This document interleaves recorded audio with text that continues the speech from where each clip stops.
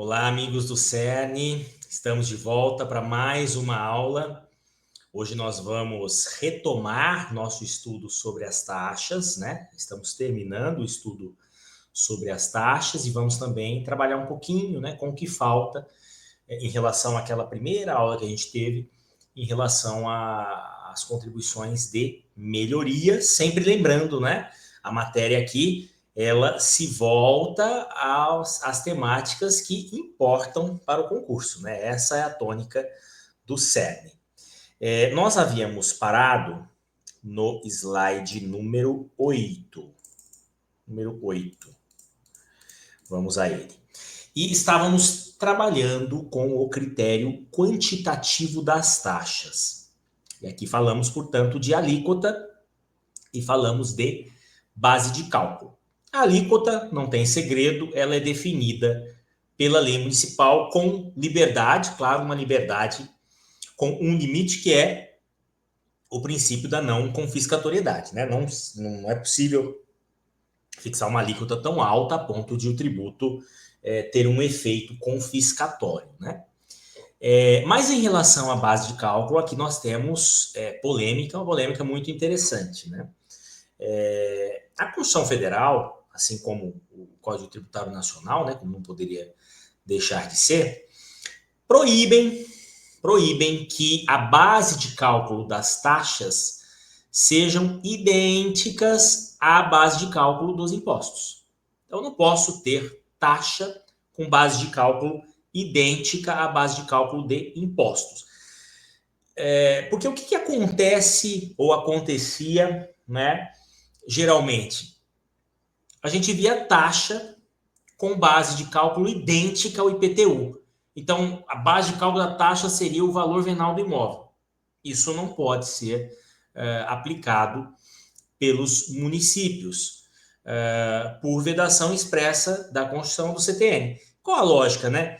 A lógica é que se a taxa tivesse base de cálculo própria de impostos, na verdade a taxa se transfiguraria num imposto, né? Seria um imposto qualificado pela destinação específica, né? Então a Constituição, evitando, né, essa postura, né, enfim, essa conduta dos municípios, ela proíbe que taxas tenham base de cálculo idêntica às bases de cálculo de impostos. Mas aí determinados municípios, quando da instituição de taxas de coleta de lixo domiciliar, eles criaram a seguinte base de cálculo, pensaram na seguinte base de cálculo: o valor do metro quadrado, né, do imóvel. O valor do metro quadrado do imóvel, como os senhores sabem, compõe um dos elementos da base de cálculo do IPTU, certo? Não é a base de cálculo do IPTU, mas é um dos elementos para que se chegue, calculando, né, na base de cálculo do IPTU. Através do valor do metro quadrado, eu acho o valor venal do imóvel como um todo. E aí, isso foi, evidentemente, questionado do ponto de vista da constitucionalidade, chegou ao Supremo Tribunal Federal e ensejou a edição da súmula vinculante 29. E a súmula vinculante 29, né, espelhando o entendimento do Supremo Tribunal Federal, diz o seguinte: olha, tanto a Constituição quanto o CTN vedam que a taxa tenha uma base de cálculo idêntica à de um imposto, mas a adoção de um elemento, de um predicado da base de cálculo de imposto não está nessa vedação, não está abarcado nessa vedação. Então, é possível que uma taxa, como por exemplo a taxa de coleta de lixo domiciliar, ela tenha sim um elemento de base de cálculo de imposto. Não se trata da mesma base de cálculo de imposto, mas é um elemento da base de cálculo de imposto. Por isso que lá na nossa aula anterior eu falei, né? A taxa de coleta de lixo domiciliar é um bom exemplo sobre a especificidade, né, de uma taxa, né? Ou seja, eu consigo encontrar a quantidade de serviço, ainda que aproximadamente, né? Por que eu consigo encontrar aproximadamente, né, na média, uma quantidade de serviço que uma pessoa certa demanda, né? Porque eu uso o valor do metro quadrado de um imóvel. Então, eu faço uma presunção tributária, né, de que quanto maior a metragem quadrada de um imóvel, mais lixo domiciliar ele produz. E aí eu consigo, então, através da aplicação disso em face de uma alíquota, chegar num valor. Por isso que essa taxa é considerada constitucional. Ela é divisível na visão do Supremo, eu consigo identificar o proprietário do imóvel, por exemplo, e ela é específica porque, ainda que de forma mediana, eu tenho a condição de encontrar um valor certo, um valor cindível, né, do todo daquele serviço prestado. Compreendem? Agora, né? Os dois melhores exemplos são esses, né? O que a gente mencionou na aula passada, o da contribuição da taxa de iluminação pública, que é inconstitucional, porque não é divisível, né? Eu não consigo identificar o destinatário, e o da taxa de coleta de lixo, que é constitucional, porque, segundo o Supremo, esse permissivo, né, de adotar um predicado, por exemplo, da base de cálculo do IPTU, permite ao município encontrar, ainda que de forma mediana, um valor certo para cada imóvel, um valor de lixo produzido, na média, por cada imóvel. Por isso, a taxa de coleta domiciliar seria constitucional, né? Ela seria específica. Muito bem. Observações finais sobre as taxas. A primeira observação é a súmula vinculante 19, né? Eu não posso cobrar, enfim, a União, enfim, estados, municípios, né, não podem cobrar taxa de matrícula nas universidades públicas. Não podem cobrar taxa de matrícula nas universidades públicas por conta do que está descrito no artigo 206, inciso 4º da Constituição. Na verdade, trata-se de uma imunidade, né? Existe uma imunidade nessa taxa. E imunidade, na minha concepção, a melhor doutrina, né, é uma hipótese de não competência, né? Então, eu não falo nem incidência da taxa nesse caso. Mas, olha lá, aplica-se a pós-graduação? Essa imunidade se aplica à pós-graduação? O Supremo foi chamado a analisar isso, né? E o Supremo diz o seguinte: depende do tipo de pós-graduação. Se eu estou falando de uma pós-graduação lato sensu, uma especialização, MBA, essa imunidade não está abrangida no dispositivo. De modo que é possível, sim, cobrar taxa de matrícula, assim como é possível cobrar mensalidade, né, de pós-graduação lato sensu em universidade pública. Mas quando a pós-graduação é stricto sensu, aí mestrado, doutorado, por exemplo, não cabe a taxa. Nesse caso, o artigo 206, inciso 4º da Constituição Federal, recebe uma interpretação no sentido de que a imunidade também subsiste, né, para mestrado, para doutorado. O artigo 5º, inciso 34, mencionei lá na nossa aula anterior, bem no comecinho, ele traz duas imunidades, né? Imunidade de taxa no exercício do direito de petição e também imunidade de taxa no exercício do direito de certidão, mas nos casos que estão lá no dispositivo, né? Dizem respeito a interesses individuais de defesa, tem uma lida no artigo 5º, inciso 34 da Constituição Federal, tá? Porque ele pode cair de forma literal na prova. Súmula 667 do Supremo, né? Ela fala da inconstitucionalidade da taxa sem limite sobre o valor da causa. Taxa judiciária sem limite sobre o valor da causa não pode, né? Então, quando os tribunais fixam suas taxas, na verdade, o Estado, né, fixa através de lei as taxas judiciárias dos tribunais, é preciso que haja uma trava, né, um montante final, né, dessa taxa, né? Eu preciso ter um teto, né? Por quê? Porque a taxa, ela remunera serviço, certo? A taxa remunera serviço. E o valor da causa, ele isoladamente não necessariamente revela, não é? uma maior ou menor complexidade, demanda de serviço, né? Para muitos que são advogados sabem. Às vezes você tem causas cujo valor é alto, mas a causa é simples. Então não vai demandar um serviço extraordinário do Poder Judiciário, né? E temos o contrário também, né? Nós temos causas com complexidade ampla, mas cujo valor é baixo, né? Então eu não consigo extrair o preço do serviço público, nesse caso, apenas pelo valor. De modo que não seria razoável que uma taxa judiciária não tivesse limites quanto ao seu valor em relação ao valor da causa, né? Poderia ter uma taxa judiciária astronômica, né? E isso também resvala um pouco na própria no próprio princípio da inafastabilidade da jurisdição, né? O direito de acesso à justiça, etc. Então, a súmula 667 do Supremo vem para esclarecer que taxa judiciária tem que ter limite, né? Quando calculada sobre o valor da causa. E uma última observação sobre as taxas diz respeito à súmula 545 do Supremo, né?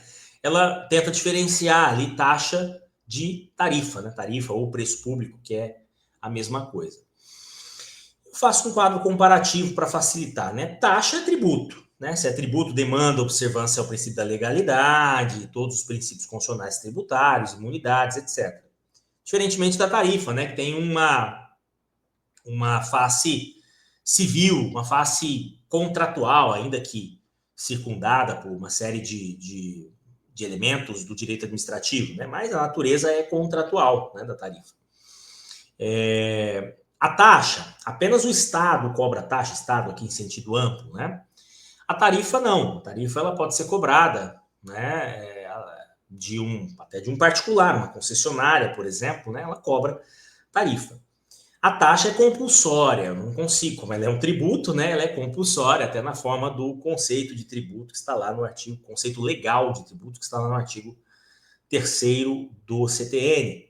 Já a tarifa não, a tarifa é facultativa. Se eu não quero pagar a tarifa, eu não uso o serviço, né? Diferente da taxa, né? O não uso de determinados serviços pode ocasionar taxa de qualquer forma, porque a potencialidade do serviço também é materialidade, né? Desde que o serviço esteja posto à disposição do contribuinte. Finalmente, a taxa ela não tem objetivo de lucro, portanto, a rigor, o valor de uma taxa deve corresponder ao valor do serviço.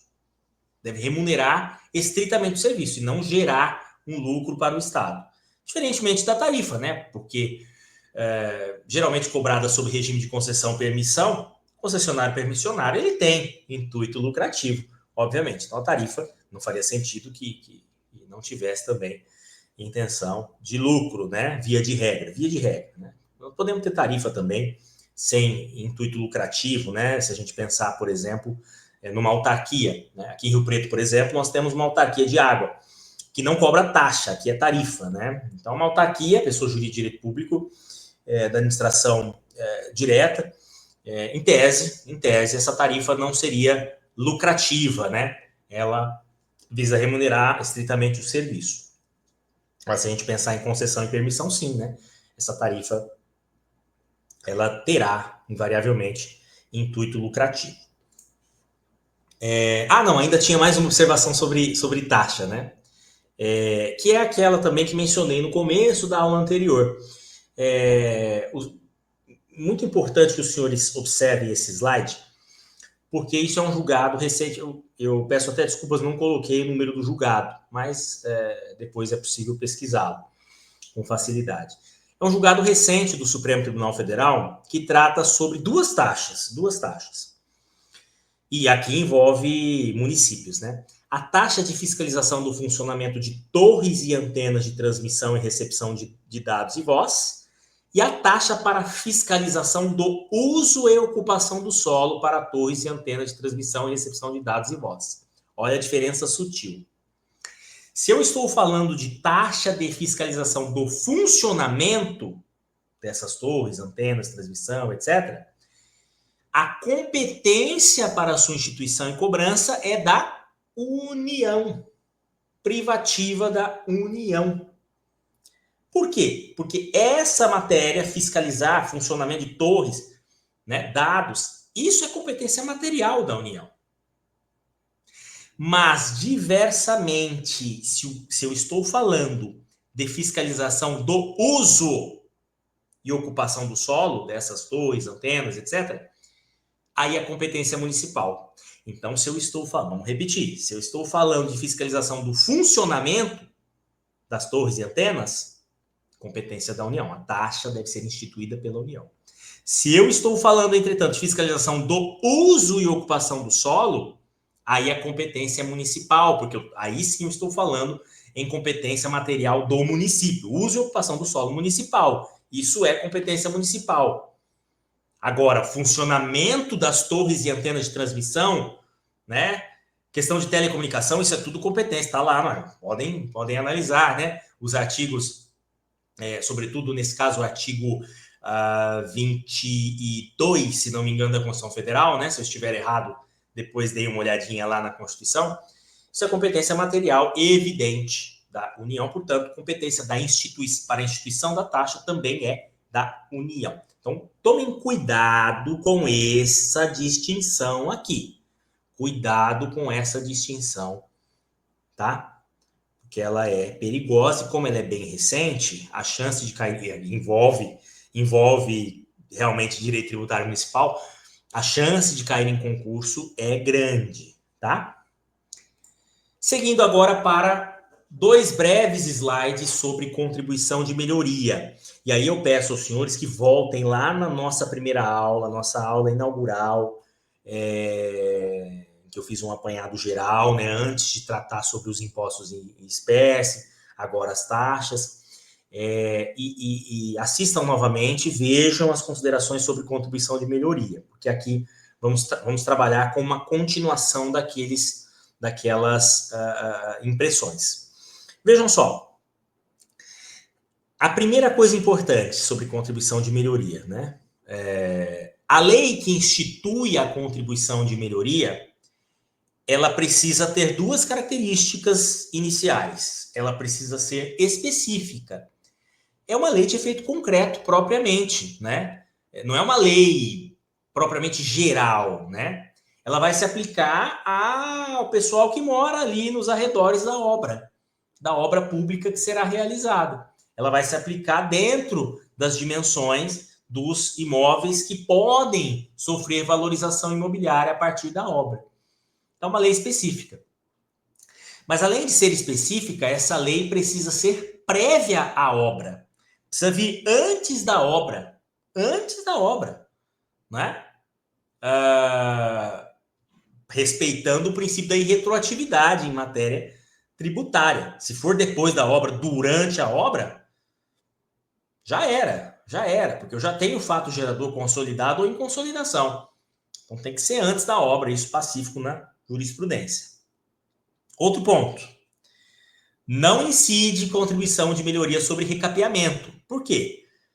Porque isso, primeiro, recapeamento é algo que, na minha concepção, é mínimo, né? Está quase dentro ali do mínimo existencial da dignidade humana hoje, né? Você recapear as ruas da cidade, considerando que em muitas das cidades a gente sabe que as ruas são todas esburacadas, há uma demora para a execução desses serviços, e enfim. Mas o ponto principal é que eu não posso extrair valorização imobiliária do recapeamento, porque se eu estou recapeando, ali já existia uma malha asfáltica, né? Já existia. Eu estou só recapeando, né? Então eu não posso o município, por exemplo, não pode deixar aquela malha asfáltica se degradar, depois realizar a obra de recapeamento e dizer que ali teve valorização imobiliária porque realizou a obra de recapeamento. Né? Beira o absurdo. Então, o entendimento é que, se trata de recapeamento, não tem valorização imobiliária. Diferentemente do caso do asfaltamento, propriamente dito. Então, ali eu tenho uma rua de terra, ou uma rua de pedra, por exemplo, e eu vou asfaltar pela primeira vez. Opa, aí sim. Aí eu posso ter contribuição de melhoria, tá? Então, prestem atenção nesse sutil detalhe. Outro ponto importante sobre o critério quantitativo, né? Eu não dividi aqui, vai ser o único tributo, né, que a gente não vai analisar a partir dos critérios da regra matriz, mas é porque era algo curto, né? Era uma continuação. Mas o limite total, o limite individual da correção de melhoria está dentro do critério quantitativo, né?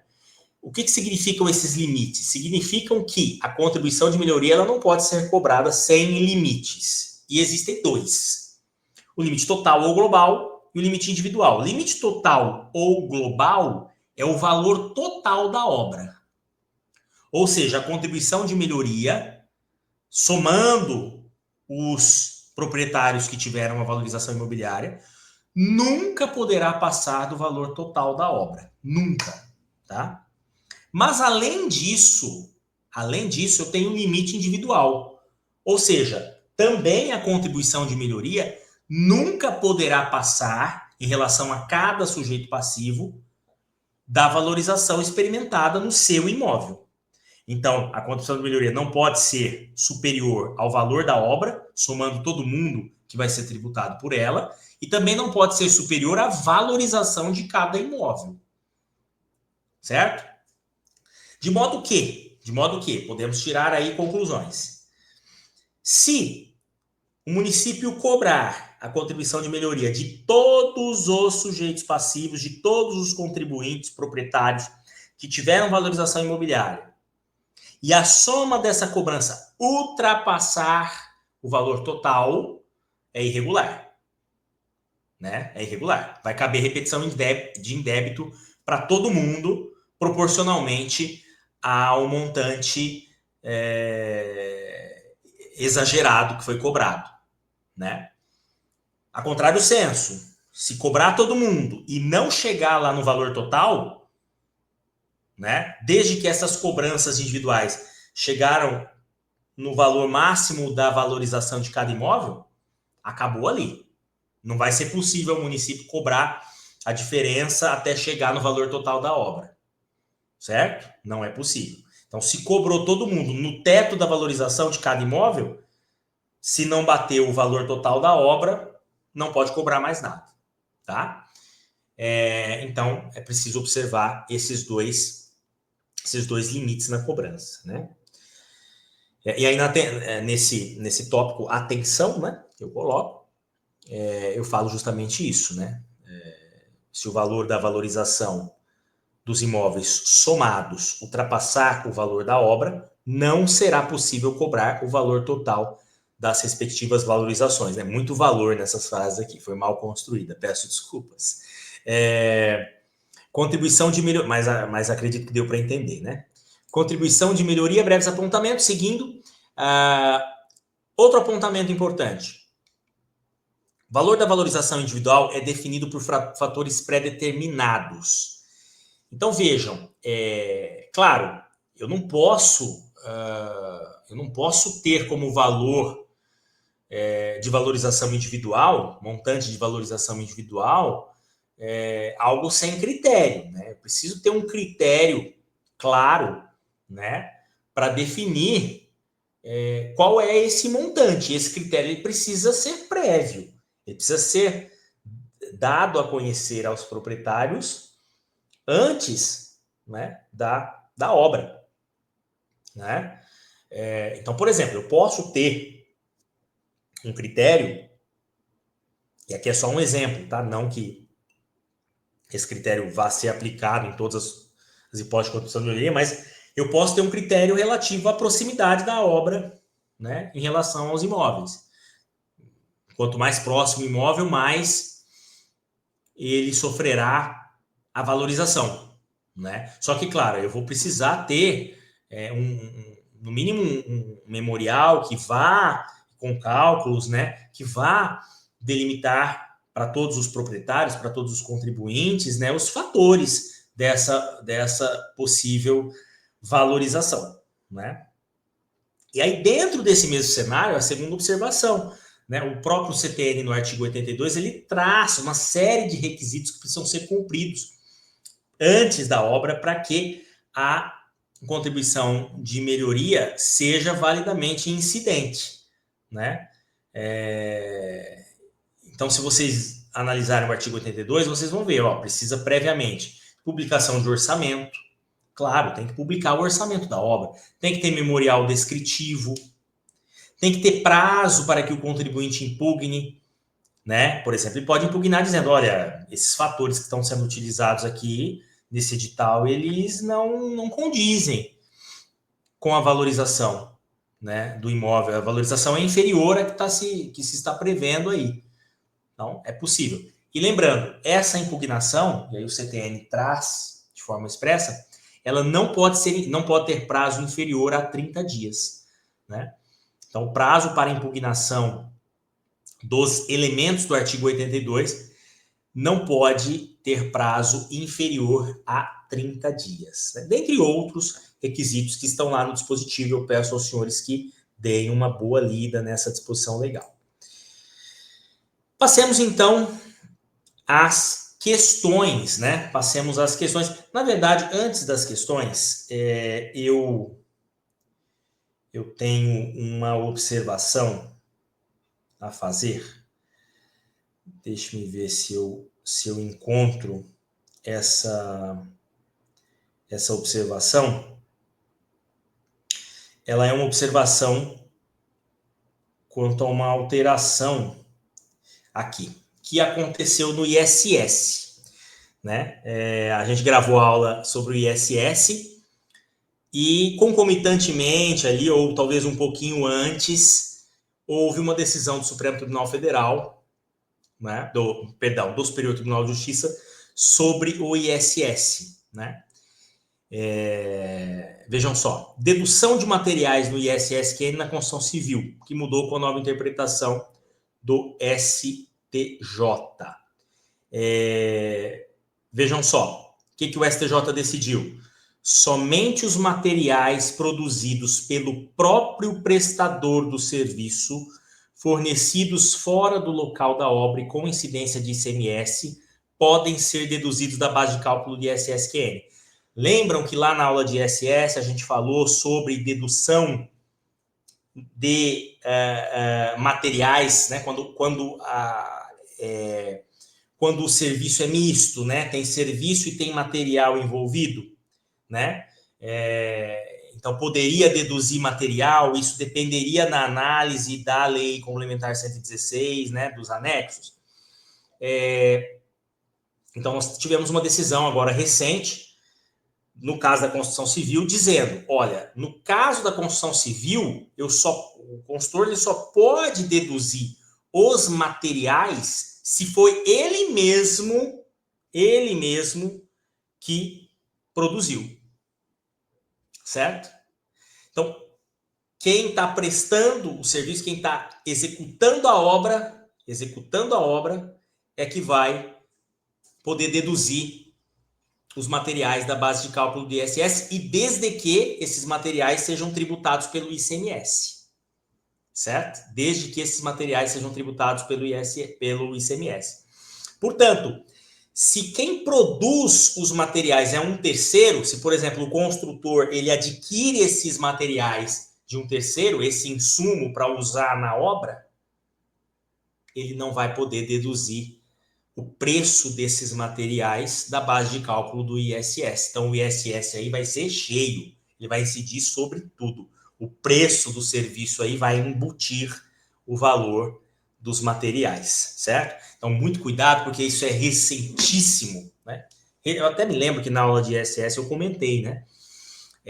Que que isso mudava muito, né? Falei até de algumas questões correlatas, como a dos planos de saúde, do cinema, né? E falei, olha, por enquanto está assim, né?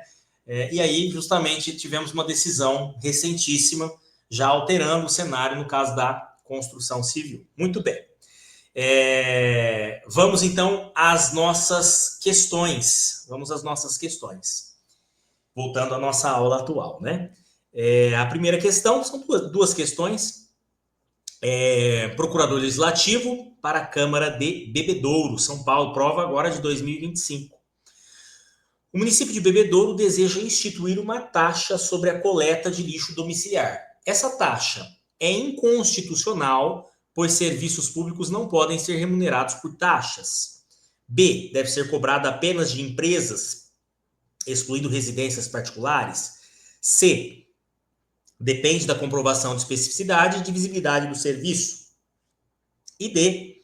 Está vinculada à arrecadação do ISS. É uma questão bem simples, porque ela, né, mesmo que vocês não soubessem, não tivessem assistido essa aula, certamente acertariam. Porque, meio que por exclusão, né, a alternativa correta é a letra C. É a letra C. A letra A é absurda, né? Na verdade, é justamente o contrário, né? As taxas justamente incidem sobre serviços públicos, né? Embora também possam incidir sobre a atividade de polícia, mas polícia dentro do poder de polícia, né? Mas, por excelência, taxas incidem sobre serviços públicos, então não tem nada de inconstitucional. B, deve ser cobrado apenas de empresas? Não tem nada a ver, não há nada nesse sentido na legislação, né? Absurda também a alternativa B. E a D, está vinculada à arrecadação do ISS? Também nada a ver. A alternativa correta é a C.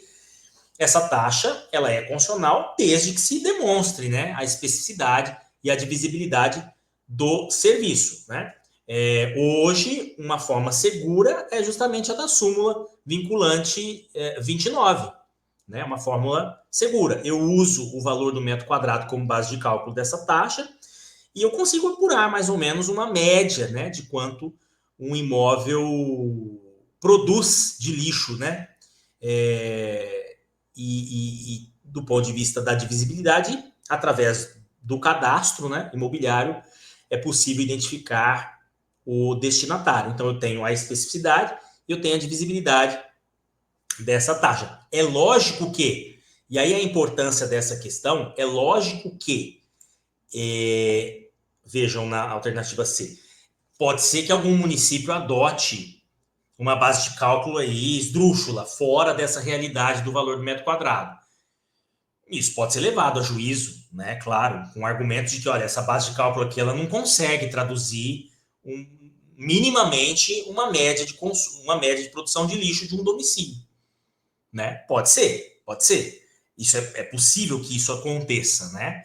Mas difícil, porque hoje a gente tem um critério melhor, né? Para definição e para demonstração, né, da especificidade e da divisibilidade do serviço de coleta de lixo domiciliar. Muito bem, então alternativa C. Próxima questão, fiscal de rendas, prova da VUNESP 2019 da Prefeitura de Serquilho. Essa questão muito legal, muito legal.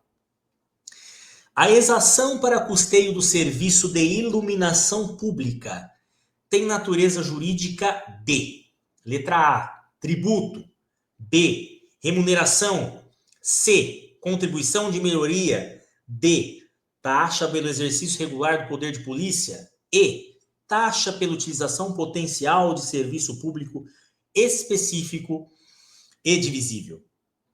O que os senhores acham, né?